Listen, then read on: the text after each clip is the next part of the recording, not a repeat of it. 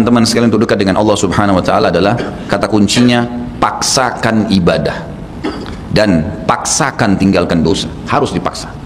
Harus kita paksa jiwa kita ini. Cambuk jiwa itu, cambuk dengan ilmu dan keimanan. Mulai sekarang saya mau on time sholat di masjid, tidak mau ketinggalan. Apapun konsekuensinya, paksain. Sesuatu kalau sudah dipaksakan dan menjadi sebuah kebiasaan akan enak dikerjakan. Otomatis. Tapi kalau kita kendor, sesekali saja dikerjakan, maka akan luluh seperti biasa umumnya. Begitu pula dengan dosa.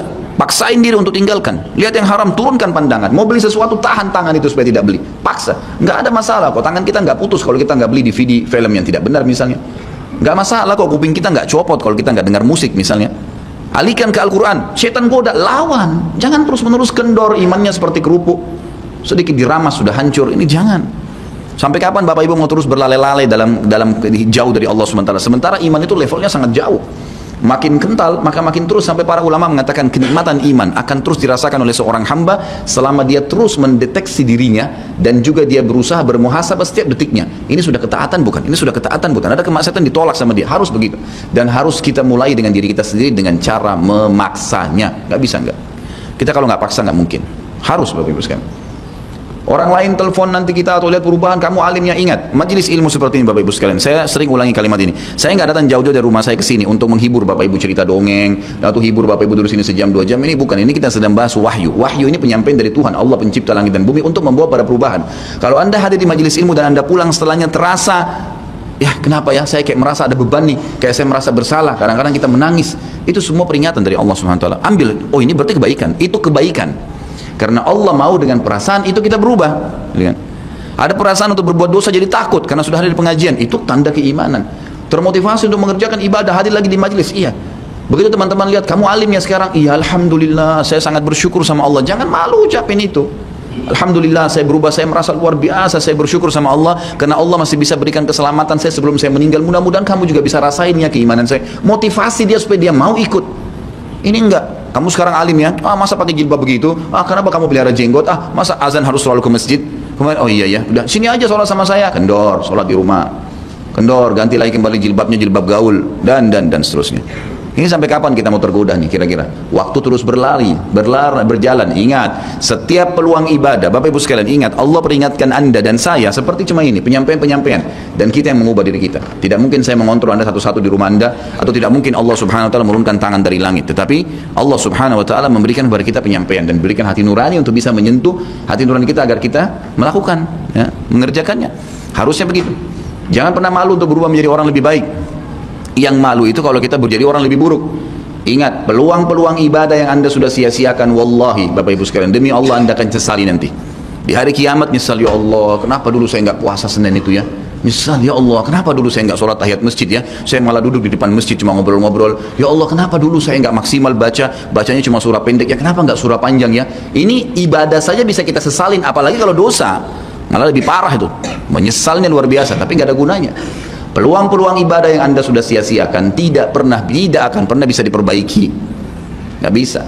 Ini tadi kalau ada orang tidak ikut sholat sama kita berjamaah maghrib misalnya, kemudian mereka ikut di pengajian lalu merasa tersentuh, coba ya saya ikut dari awal ya. Memang betul, penyesalan bagus. Tapi sudah dicatat dan tidak akan pernah berubah di buku amal pada hari itu, jam itu, sholat itu telat. Pahalanya beda dengan orang yang awal waktu. Apa yang membuat dia telat ya? Dia sendiri, konsekuensinya. Jangan, ya gitu. Makanya motivasi Nabi SAW sangat banyak untuk mengerjakan sholat di awal waktunya, motivasi untuk di saf pertama, motivasi untuk tidak ketinggalan takbiratul ihram pertama imam. Semuanya itu untuk menjaga hubungan dengan Allah Azza wa Jalla. Jadi untuk dekat dengan Allah harus memaksakan diri dalam ibadah dan harus memaksakan diri untuk meninggalkan dosa. Bagaimana tangganya untuk sampai ke sana? Ilmu, majlis ilmu. Hadir di majelis ilmu seperti ini Bapak Ibu sekalian, saya bukan mengatakan karena saya menyampaikan, siapa saja di antara teman-teman dai yang sampaikan, semoga Allah ikhlaskan niat kita semua, itu harus dihadiri, harus. Hadiri majelis ilmu akan mengubah kita. Kalau tidak, dengar, bawa Walkman, bawa headset, bisa dengar di HP kita. Sekarang bisa daripada kita nonton, orang banyak habisin pulsanya hanya nonton YouTube hal-hal yang tidak ada manfaatnya. Nonton ceramah tuh, dengarin sambil belanja, sambil macet di jalan, pasang headset di kuping, kemudian kita dengarin ceramah-ceramah itu. Tambah ilmu dengan ilmu, tidak ada kata cukup. Kata para ulama salaf, ilmu itu, ilmu syar'i yang merupakan tangga membawa kita kepada hubungan dengan Allah yang sangat baik, karena dengan keimanan akan muncul, iman akan muncul dengan ilmu itu, ya dia akan memberikan setengah hidupnya dengan cara kita membayar dia dengan seluruh hidup kita. Nggak bisa. Seminggu sekali itu nggak cukup, nggak cukup. Apalagi ada orang sebulan sekali, apalagi ada orang cuman kalau lagi ada waktu lowong, ini nggak bisa. Kita sibuk Bapak Ibu sekalian memberikan makan tubuh kita. Makan makanan, minum macam-macam variasi, betul untuk fisiknya sehat. Tapi ruhnya kurus, krempeng, sakit. Itu luar biasa. Tapi kalau kita balik, fisik kita yang biasa, cukup kenyang sudah. Tapi ruh kita berikan kesehatan yang luar biasa. Orang kalau ruhnya yang sehat Bapak Ibu sekalian, semuanya jadi kecil buat dia. Julaibib radhiyallahu anhu, sahabat Nabi itu, saking kecilnya badannya itu sampai diangkat oleh Nabi SAW dengan satu telapak tangan karena kecilnya badannya. Tapi di perang ya Uhud dia bisa membunuh 7 orang kafir. Tidak ada hubungannya dengan kecil badannya, tapi ruhnya kuat, besar. Waktu Nabi SAW balik dari perang Uhud dan terkalahkan oleh orang-orang kafir Quraisy dengan hikmah Allah Subhanahu Wa Taala, semua sahabat waktu itu mati syahid 70 orang di Uhud, sisa 630 orang bersama Nabi SAW, semuanya terluka. Dan minimal luka sahabat waktu itu minimal 7 luka, sabetan pedang, hantaman tombak, sobekan, pokoknya luka semua sahabat. Sampai ada sahabat sudah nggak bisa jalan karena kakinya sobek, punggungnya sobek, dinaikin di kuda, tiba di rumah tinggal dibaringin. Lihat bagaimana para sahabat mengetahui bagaimana hubungannya dengan Allah Subhanahu Wa Taala dengan ilmu yang sudah tertanam yang Nabi SAW tanamkan dalam hati mereka, bisa mengubah segala sesuatu. Subhanallah, tiba pulang menjelang maghrib ke kota Madinah, istirahatlah para sahabat ini, mereka lagi ngobatin obat luka mereka. Nabi SAW dapat wahyu, menyuruh Nabi SAW dan para sahabat keluar mengejar Quraisy. Quraisy ini jumlahnya waktu itu ya 1.000 orang, maaf 3.000 orang pasukan Quraisy, yang terbunuh cuma sekian belas saja mereka. Dan mereka sudah merasa bangga dan pulang ke kota Madinah, pulang meninggalkan Madinah, karena Uhud itu dekat Madinah. Kemudian mereka bangga dengan itu. Keesokan paginya habis sholat subuh, kata Nabi SAW, wahai sahabat-sahabatku, Allah Azza wa Jalla memerintahkan kita untuk mengejar Quraisy. Maka pulanglah masing-masing kalian di suku kalian, lalu motivasi siapapun yang ikut kemarin di Uhud, semua, mau sakit, mau enggak, mau luka, mau enggak, tapi ini luka semua nih, minimal punya 7 luka ya. Kita kadang-kadang mungkin kuku kita kecabut aja sudah susah ke masjid. Ini sabetan pedang, sobek, rusak semua tubuh mereka. Dikatakan dalam riwayat sampai para sahabat ada yang tidak bisa ngomong karena sudah kesakitan yang luar biasa. Kata Nabi SAW, semua yang ikut di Uhud kemarin keluar lagi. 630 orang semua harus keluar. Bagaimana caranya? Pokoknya ngumpul keluar, perintah Allah. Coba bayangin, kita kadang-kadang habis olahraga saja capek, diajak keluar sama istri atau diajak keluar sama suami, kita sudah nggak mau keluar. Capek biasa olahraga. Atau mungkin penat, capek, duduk di kantor mau istirahat. Ini habis perang, badannya disabet-sabet, diajak berperang lagi nih. Apa yang terjadi teman-teman sekalian? Pulanglah pimpinan-pimpinan suku sahabat ini, dimulai dengan Sa'ad bin Mu'adz radhiyallahu anhu, sahabat Nabi yang mulia. Luar biasa ini. Orang ini pada saat meninggal, kata Nabi SAW, goncang arsy Allah dengan meninggalnya Sa'ad. Saat pulang ke kaumnya lalu berkata, wahai kaumku, sesungguhnya Nabi SAW menyuruh kalian untuk kembali menyerang Quraisy. Pada saat itu mereka lagi kumpul saling ngobatin luka, dan di depan mereka yang saling ngobatin luka itu adalah Usaid bin Khudair, sahabat Nabi yang mulia. Ini sahabat Nabi yang satu dari Aus ini, kalau membaca Al-Quran malaikat turun dari langit dengerin bacaannya, luar biasa. Lagi ngobatin lukanya sambil dia berkata, waktu dikatakan Nabi SAW menyuruh kalian mengejar Quraisy, kata Usaid bin Khudair lagi ngobatin lukanya, sami'na wa ata'na, kami dengar dan kami patuh, ditinggalin lukanya. Lalu seluruh suku itu saling menopang satu sama yang lain, mendatangi masjid Nabi SAW untuk ikut berperang lagi. Nggak ada satupun yang tinggal. Ada yang luar biasa, saya terus terang nangis untuk dengar kisah itu, luar biasa. 2 orang anak muda Ansar, saya setiap kenang kisah ini selalu nangis, nggak bisa tahan karena luar biasa. Anak 2 orang ini belasan tahun umurnya, dan dua-duanya nggak bisa jalan Bapak Ibu sekalian, nggak bisa jalan. Luar biasa, sudah sobek kakinya, sobek punggungnya, bahkan dikatakan di bagian leher ada irisan, di bagian lehernya ada irisan, gitu kan. Kesakitan. Dua-dua ini diturunkan dari kuda, ditidurkan, adik kakak nih. Tapi saya tidak ingat namanya, tidak disebutkan dalam kisah, tapi ini kisah luar biasa. Dan kemarin kebetulan Imam Masjid Haram atau saya lagi umroh nyebutin kisah itu juga. Hampir satu masjid orang menangis mendengarkan kisahnya. Dia mengatakan waktu sampai ke telinga adik kakak ini, umurnya belasan tahun ya, di bawah 20 tahun, kalau Nabi SAW memanggil seluruh yang hadir di Uhud untuk kembali berperang. Ini mereka nggak bisa jalan nih. Si kakak bilang sama adiknya, kita nggak bisa tinggal di sini nih. Rasulullah SAW sudah memanggil kita untuk menjawab panggilan Allah. Kata adiknya, bagaimana caranya kita merangkak? Bagaimana caranya kita ke sana? Nggak ada yang bisa nopang. Ini berdua lagi sakit. Mereka cuma tinggal sama ibunya. Lalu berkata si kakak, sekali saya seret kamu, sekali kamu seret saya. Mereka saling seret satu sama yang lain, Bapak Ibu sekalian, sampai di hadapan masjid Nabi SAW. Lihat bagaimana iman mereka kepada Allah Subhanahu Wa Taala, luar biasa, gitu ya.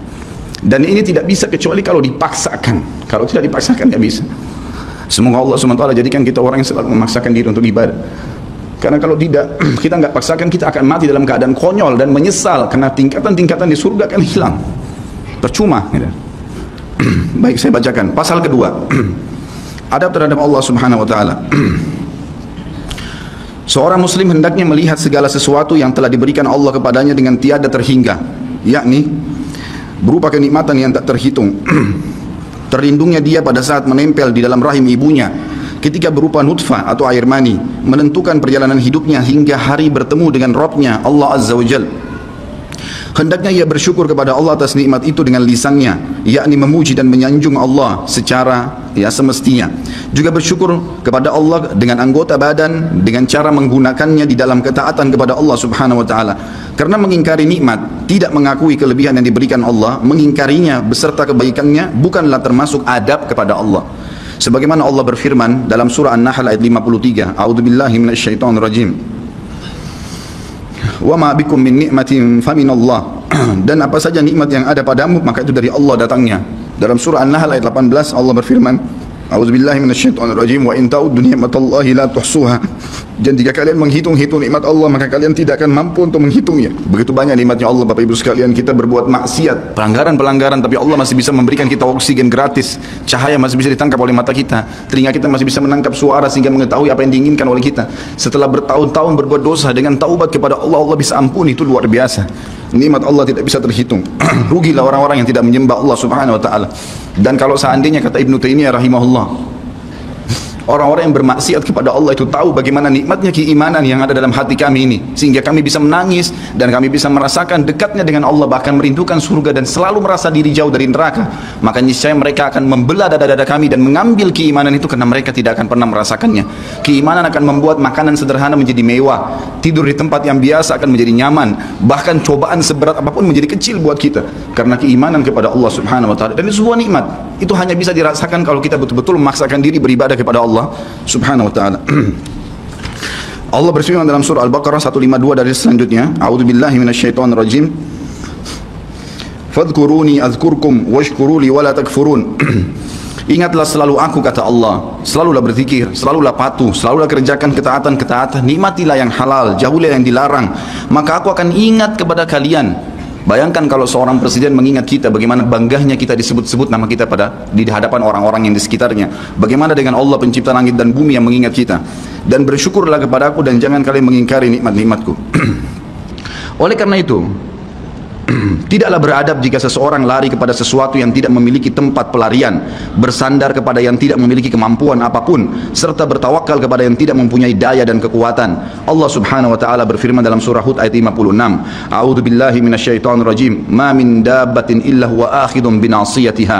Tidak ada sesuatu atau tidak ada suatu binatang pun melainkan dialah yang memegang ubun-ubunnya. Allah Subhanahu wa taala memegang semuanya. Harimau pun yang buas. Demi Allah Bapak Ibu sekalian, kalau Anda minta kepada Allah tidak akan bisa menerkam Anda. Pasti itu. Api pun tidak membakar Nabi Ibrahim alaihissalam karena memohon kepada Tuhannya api itu. Semuanya bisa berubah dengan hubungan kepada Allah Subhanahu wa taala. Ini kekuatan yang luar biasa. Seseorang kan sangat tenang hidup dimanapun asal dia jaga hubungannya dengan Allah Subhanahu wa taala. Dalam surah Zariyat ayat 50, Allah Subhanahu wa taala berfirman, A'udzubillahi minasyaitonir rajim, fafirru ila Allah inni lakum minhu nadhirum mubin. Bersegeralah kalian kembali kepada Allah, taatilah Allah. Sesungguhnya aku sebagai pemberi peringatan yang nyata dari Allah Subhanahu wa taala kepada kalian. Nabi SAW mengingatkan orang-orang Mekah pada saat mau turun ayat ini. Beliau mengatakan, wahai orang-orang Quraisy, apakah kalau saya mengatakan bahwasanya di luar kota Mekah ini ada pasukan yang akan menyerang kalian, kalian akan percaya apa yang saya ucapkan? Kata orang-orang Quraisy, tentu saja hai Muhammad, karena kami tidak pernah dengar kamu bohong sekalipun seumur hidupmu. Maka Nabi SAW segera menunggangi keadaan tersebut, mengatakan, wahai Quraisy, ketahuilah sesungguhnya saya utusan Allah dan di belakang saya ini ada azab yang menyedihkan, jangan sampai kalian kufur. Jadi Nabi SAW sudah mengingatkan, ikutin ini, nikmatin apa yang diperintahkan, apa yang dihalalkan, jauh yang dilarang, kalian akan bahagia. Hanya itu saja perintah dari Allah Subhanahu wa taala. Nabi SAW sudah mengingatkan orang-orang Quraisy dan juga jadi pelajaran buat kita. Juga dalam firman-Nya surah Al-Maidah ayat 23, A'udzubillahi minasyaitonir rajim, wa 'alallahi fatawakkalu in kuntum mu'minin. Dan hanya kepada Allah lah kalian harus bertawakal, mengembalikan semua urusan jika kalian benar-benar orang yang beriman. Sisi yang lain, seorang muslim juga harus melihat kepada kelemah lembutan Allah subhanahu wa ta'ala kepadanya di dalam setiap urusannya, melihat kepada kasih sayang Allah kepada dirinya dan seluruh makhluknya, lalu berkeinginan kuat untuk mendapatkan tambahan kelembutan dan kasih sayang itu, sehingga dirinya akan selalu merendahkan diri kepada Allah dengan kerendahan yang murni dan dengan doa, bertawassul kepadanya dengan perkataan yang baik dan amal soleh. Kalau kita lagi makan, syukuri, alhamdulillah. Dan ingat teman-teman sekalian, saya pernah jelaskan juga, hati-hati dengan hukum syamata namanya. Syamata itu merendahkan orang lain. Kalau ada sesuatu yang tidak ada pada kita teman-teman sekalian, syukurlah kepada Allah subhanahu wa ta'ala. Jangan pernah sampai menghina orang lain, karena Allah menaikkan derajat kita justru dengan kita bersyukur.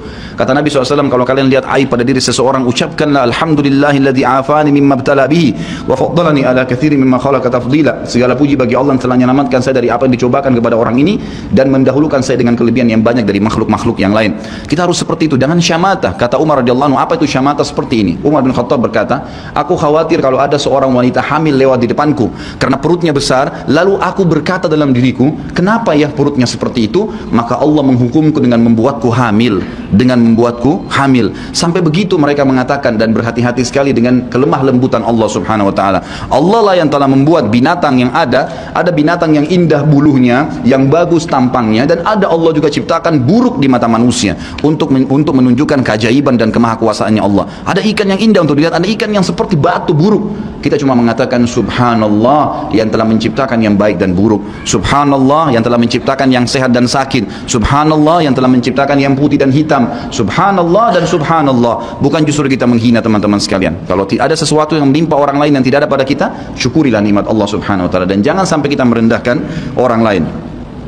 Ini semua merupakan adab, kata beliau, terhadap Allah yang menguasainya. Maka bukanlah orang yang beradab orang yang berputus asa dari mencari tambahan rahmatnya yang luas, meliputi segala sesuatu, berputus asa dari kebaikan Allah yang tak terhingga, yang mencakup seluruh alam semesta ini, serta kelembutannya yang tercurah untuk segenap makhluk. Allah subhanahu wa ta'ala berfirman di dalam A'raf 156, A'udzu billahi minasyaitonir rajim, wa rahmati wasi'at kulla syai', dan rahmatku meliputi segala sesuatu. Kata ulama tafsir, hewan pun kalau yang buas kemudian dia menerkam mangsanya lalu dia meminta maaf kepada Allah, maka rahmatnya Allah akan meliputinya. Seseorang membunuh orang lain pun, sebagaimana masuk dalam sebuah hadis, Allah tertawa melihat dua orang yang saling membunuh, kemudian dua-duanya masuk surga. Lalu para sahabat bertanya, ya Rasulullah, bagaimana ceritanya dua orang itu? Kata Nabi SAW, yang satunya mukmin, yang satu kafir. Lalu kemudian si kafir membunuh si mukmin di kancah peperangan, mati syahidlah si mukmin tadi. Berjalan waktu, si kafir mendapatkan hidayah, akhirnya juga masuk Islam, dan dia berperang lalu dibunuh oleh orang kafir yang lain.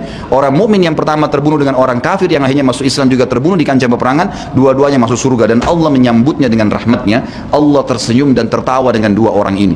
Jadi dengan kemaha lembutannya Allah subhanahu wa ta'ala. Dalam surah Asy-Syura ayat 19 dikatakan juga, a'udzubillahi minasyaitonir rajim, Allahu latifun bi'ibadi. Allah itu maha lembut terhadap hamba-hambanya.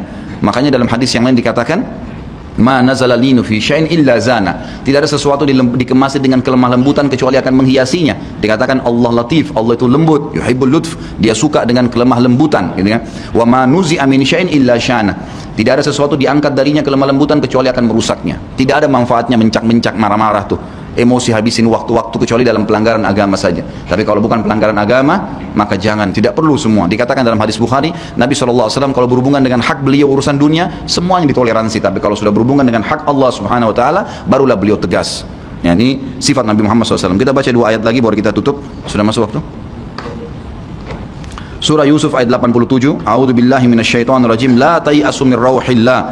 Janganlah kalian putus asa dari rahmat Allah. Sebagaimana hadis tentang orang yang membunuh 99 jiwa, kemudian dia datang kepada seseorang abid, orang ibadah tapi tidak punya ilmu. Apakah Allah masih akan ampuni saya? Dia mengatakan, tidak mungkin. Kamu membunuh 99 jiwa. Lalu kemudian dia membunuh orang itu, kata Nabi SAW, digenapkan 100. Kemudian dia menemui seorang yang alim, lalu dia bertanya, apakah Allah masih ampuni saya dengan 100 orang yang sudah saya bunuh? Maka kata Nabi, kata orang tersebut, tentu saja Allah rahmatnya telah meliputi segala satunya. Allah akan terima taubat. Maka dia bertaubat. Pada saat dia bertaubat orang tersebut kepada Allah SWT, lalu dia mau pulang setelah bertaubat, lalu dia meninggal tengah jalan. Kata Nabi SAW, Allah mengutus dua malaikat, satu malaikat rahmat, satu malaikat azab. Malaikat rahmat akan membawa ruhnya yang memperlihatkan taman dari taman surga, dan malaikat azab memperlihatkan lubang dari lubang neraka.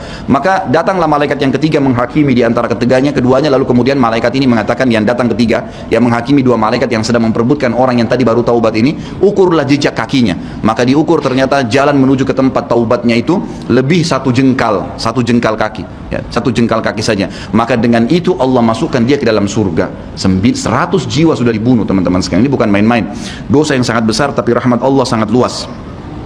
Az-Zumar ayat 53 kata Allah Subhanahu wa taala juga, a'udzubillahi minasyaitonir rajim, wala taqnatu min rahmatillah, jangan pernah putus asa dari rahmat Allah Subhanahu wa taala.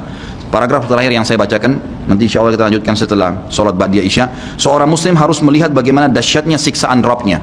Allah SWT maha lembut, tapi jangan lupa Allah azabnya sangat pedih. Seorang muslim harus melihat bagaimana dahsyatnya siksaan Rabbnya, kerasnya azab dan kecepatan hisabnya. Kalau datang seketika, gitu kan? Dan tidak ada yang bisa bendung, sehingga dia bertakwa atau takut kepadanya, menjaga diri terhadapnya, serta meninggalkan segala kemaksiatan. Maka ini pun merupakan bentuk adab kepada Allah, sehingga tidaklah seseorang itu beradab menurut orang-orang yang berakal apabila ia menentang Allah dan berlaku aniaya atau zalim. Padahal ia seorang hamba yang lemah, namun justru menentang Rabb yang maha perkasa lagi maha kuasa, maha kuat lagi maha perkasa. Dan Allah berfirman dalam surah Ar-Ra'd ayat 11, a'udzubillahi minasyaitonir rajim, wa idza aradallahu biqaumin su'an fala maraddalah wa ma lahum min dunihi min wal. Dan apabila Allah menghendaki keburukan terhadap satu kaum, maka tidak akan pernah ada yang bisa menolaknya, dan sekali-kali tidak ada pelindung bagi mereka selain Dia. Kalau Allah sudah menghancurkan, maka tidak akan pernah ada yang bisa membendung. Juga dikatakan dalam surah Al-Buruj ayat 12, a'udzubillahi minasyaitonir rajim, inna batsya rabbika lasyadid, sesungguhnya azab Rabbmu benar-benar keras. Jadi teman-teman, jangan tantang Allah. Kalau Anda buat dosa, lindungi, tutupilah dan bertaubat kepada Allah. Jangan tantang, nggak mungkin lah, masa Allah haramin, ya sudah diolok-olok orang yang berbuat ketaatan. Ini berbahaya, karena kalau datang azabnya Allah, Bapak Ibu sekalian, menyakitkan sekali, sangat luar biasa. Saya sarankan juga Anda bisa ya melihat di YouTube azab-azab Allah, itu akan banyak cuplikan yang orang-orang memang kena kutukan dari Allah Subhanahu wa taala. Bisa mudah-mudahan menambah iman kita. Ayat yang terakhir adalah surah Al-Imran ayat 4 yang bunyinya, a'udzubillahi minasyaitonir rajim, wallahu azizun dzuntiqam. Allah itu maha perkasa, maha mulia, dan Allah mempunyai balasan siksaan yang sangat keras. Ingat, Allah memang maha pengampun, tapi Allah juga dari sisi lain azabnya sangat keras. Maka harus hati-hati Bapak Ibu sekalian dalam menjaga hubungan dengan Allah Subhanahu wa taala. Nanti kita lanjutkan lagi dengan yang tersisa setelah salat ba'diyah insyaallah. Subhanakallahumma wa bihamdika asyhadu an la ilaha illallah astaghfiruka wa atubu ilaik. Wassalamualaikum warahmatullahi wabarakatuh.